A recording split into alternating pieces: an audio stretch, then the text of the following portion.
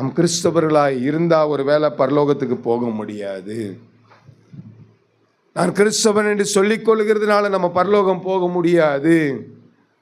ஆண்டவரோடு சஞ்சரிக்கிற அந்த சஞ்சரிப்பின் பழக்க வழக்கங்கள் இருக்கணும். எத்தனை பேருக்கு அந்த பழக்க வழக்கம் இருக்குது? எத்தனை பேருக்கு அந்த அனுபவம் இருக்குது? நான் காலையில் எழும்புனா குறைஞ்சது 1 மணி நேரமாவது ஆண்டு சமூகத்தில் ஜெபம் பண்றேன்னு எத்தனை பேர்த்தால சொல்ல முடியுது?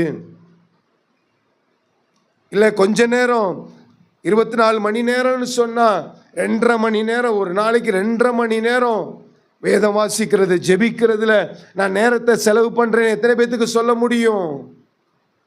தேவனோடு சஞ்சரிக்கிற பழக்கம் அவசியம். ஜெபிக்கிற ஜெப ஜீவிதத்தில் சஞ்சரிக்கிற பழக்கம் அவசியம். வேத வசனத்தை வாசிக்கிறதுல, வேத வசனத்தை தியானிக்கிறதுல அவரோடு சஞ்சரிக்கிற அனுபவம் முக்கியம்.